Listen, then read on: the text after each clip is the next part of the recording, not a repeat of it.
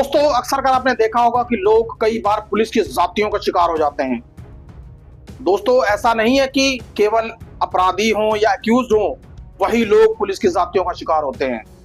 दोस्तों कई कई बार किसी व्यक्ति के साथ जब कोई दुर्घटना हो जाती है तो वो भी पुलिस की ज्यादती का शिकार हो जाता है दोस्तों, क्योंकि दोस्तों देश में अब ज्यादातर पुलिस की ज्यादतियों के मामले लगातार बढ़ रहे हैं।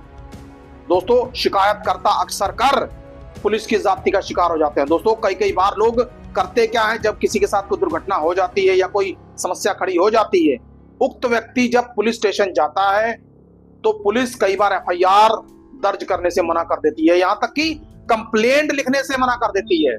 और दोस्तों यही नहीं, प्रार्थी के साथ दुर्व्यवहार तक किया जाता है। दोस्तों कई कई बार पुलिस वाले लोगों को कंप्लेनेंट्स को, शिकायतकर्ता को गालियां तक निकाल देते हैं। दोस्तों जो बेचारे गरीब तबके के लोग होते हैं वो सह लेते हैं, सह के चले जाते हैं दोस्तों, क्योंकि उनको देखने सुनने वाला कोई भी नहीं है दोस्तों।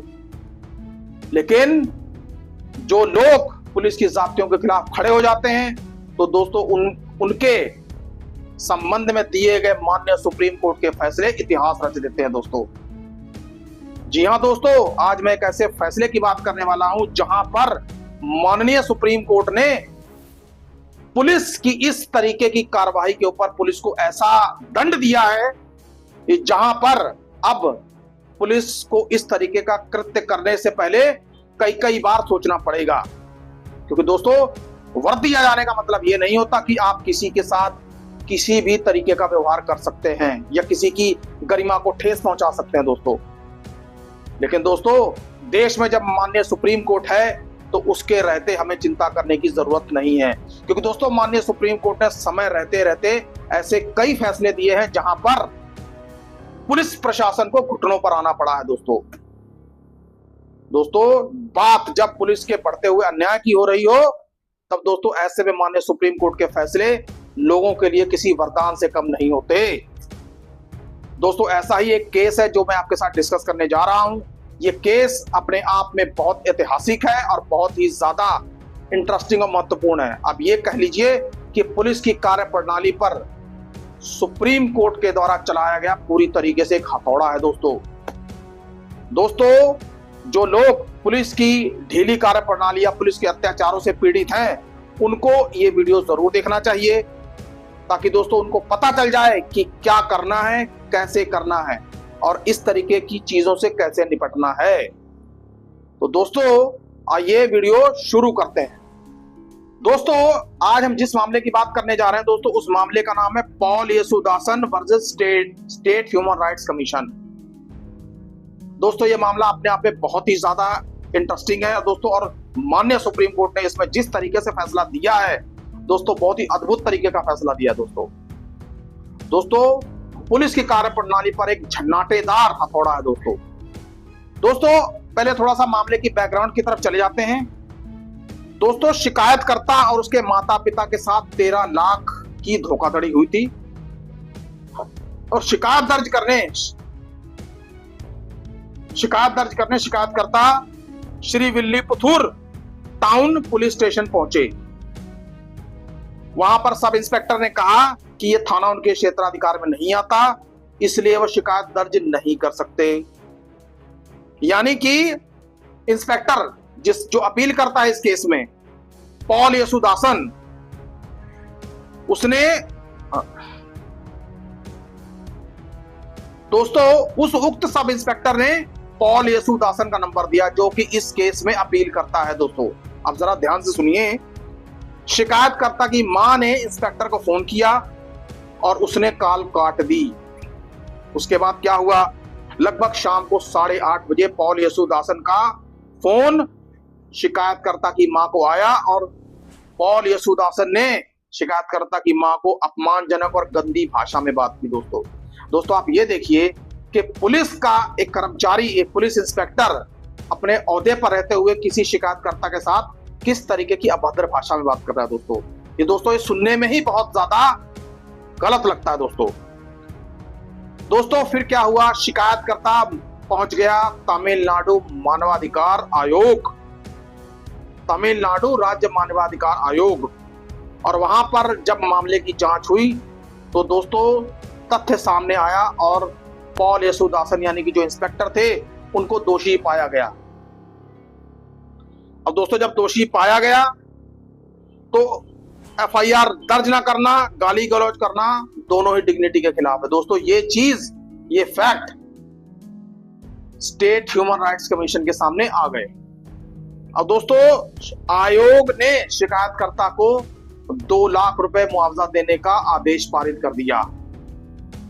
दोस्तों आयोग ने यह कहा कि सरकार चाहे तो 2 लाख रुपए का मुआवजा अपनी तरफ से दे सकती है और बाद में इंस्पेक्टर से वसूल कर सकती है। अब दोस्तों इंस्पेक्टर ने इस आदेश को मद्रास हाई कोर्ट में चुनौती दे दी, लेकिन दोस्तों वहां से भी पॉल येसुदासन को कोई भी राहत नहीं मिली। सुप्रीम कोर्ट ने एसएचआरसी के फैसले को बरकरार रखा। दोस्तों जब यहां से बात ना बनती देखकर पॉल येसुदासन साहब पहुंच गए माननीय सुप्रीम कोर्ट। अब दोस्तों अब इसमें कानूनी मुद्दे क्या थे? कानूनी मुद्दे इसमें यह थे कि क्या एफआईआर दर्ज करना या किसी के साथ गलत भाषा या गंदी भाषा का इस्तेमाल करना कानून का उल्लंघन है?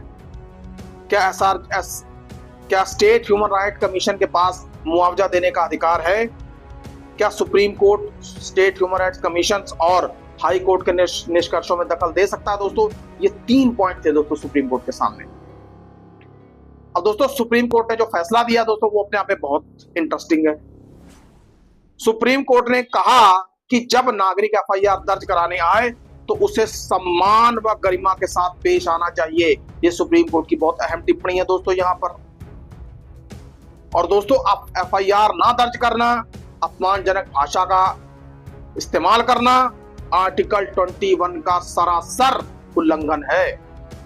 दोस्तों article 21 of constitution of India हमें स्वतंत्रता और जीवन की स्वतंत्रता देता है दोस्तों माननीय सुप्रीम कोर्ट ने आर्टिकल 21 के ऊपर अटेंशन ड्रॉ करवाई है इस केस में। और दोस्तों माननीय सुप्रीम कोर्ट ने साफ कहा कि स्टेट ह्यूमन राइट कमीशन और माननीय उच्च न्यायालय के डिसीजन में किसी प्रकार का कोई फेरबदल नहीं होगा। माननीय सुप्रीम कोर्ट ने कहा कि इस मामले में सुप्रीम कोर्ट कोई दखल नहीं देगा और नोट इंस्पेक्टर को 2 लाख रुपए का मुआवजा देना ही पड़ेगा दोस्तों।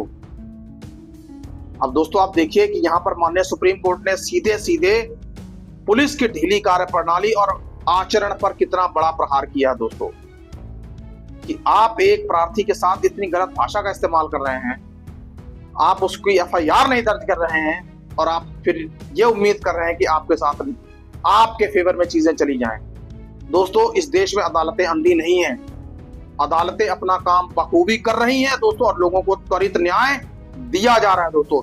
बात यदि माननीय सुप्रीम कोर्ट की करें तो दोस्तों माननीय सुप्रीम कोर्ट ने तो देश में इस तरीके की रेखा खींच दी है कि अब आप ये कह लीजिए कि माननीय सुप्रीम कोर्ट की नजरों से गलत चीज तो छुप ही नहीं सकती। तो दोस्तों इस केस में भी ऐसा ही हुआ। इस केस में माननीय सुप्रीम कोर्ट ने माननीय हाई कोर्ट और स्टेट ह्यूमन राइट कमीशन के मामले में दखल देने से ही इनकार कर दिया। आप ये कह लीजिए याचिका के डीप में जाने से इनकार कर दिया दोस्तों।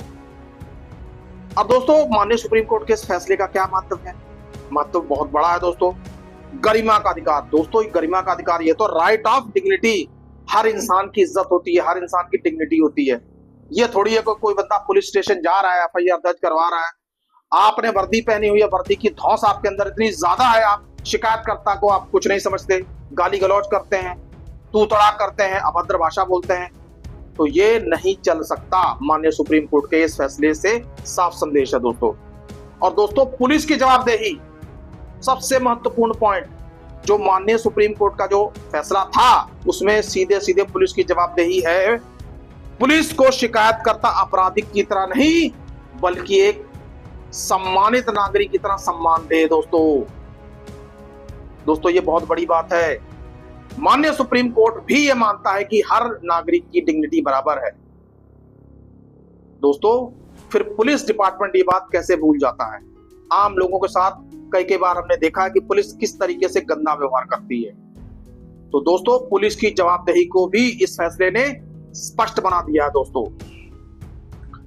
अब दोस्तों मानवाधिकार की ताकत, मानवाधिकार आयोग की ताकत दोस्तों, जो स्टेट ह्यूमन राइट्स कमीशन होता है उसके पास ये पावर्स हैं कि वो आपके फेवर में मुआवजा का आदेश पारित कर सकती है। यदि आपको पुलिस के साथ किसी प्रकार की कोई ज्यादती हुई है, पुलिस ने आपके साथ कोई गलत व्यवहार किया है या कुछ ऐसा किया है, तो आप मानवाधिकार आयोग जा सकते हैं, वहां पर एप्लीकेशन दे सकते हैं दोस्तों।